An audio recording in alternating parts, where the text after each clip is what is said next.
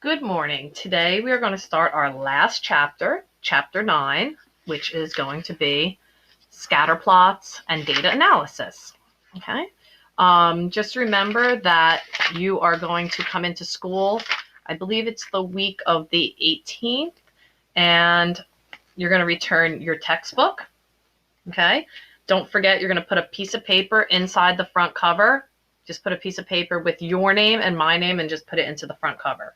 Very important. So this way you can get all your end of the year belongings, and you will not have a book fine for not returning the book. So just bring it in that day. Don't forget. Okay. So tomorrow also we're going to have some class meetings. I want to go over some of the end of the year activities with you and go over this a little bit more.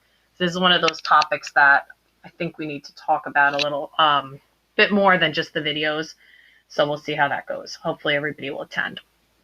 Okay, so first thing you want to do is in your notebook, you're going to go to page 375 in your textbook. Remember, there's also an online textbook, clever.com, if you left your textbook at school or something. So we're going to look at scatter plots, which are just a collection of data points. You have X values and you have Y values. And these are the four different types of relationships you can see. You can have a positive linear relationship, or it might say also positive correlation.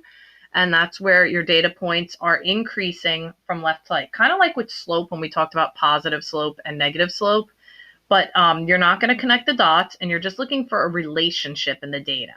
So this would be a positive correlation, and your book calls it positive linear relationship. But like I said, a lot of other books and videos are going to call it a correlation. So we have our X and Y values, and they are going from left to right in a positive direction. Negative linear relation, from left to right, the data points are decreasing.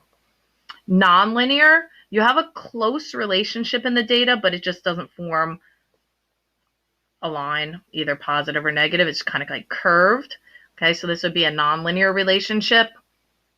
And finally, no correlation or no relationship is when the dots do not form any relationship at all. So I'm going to give you some examples today of what kind of data would form a positive, a negative, a nonlinear, and no relationship.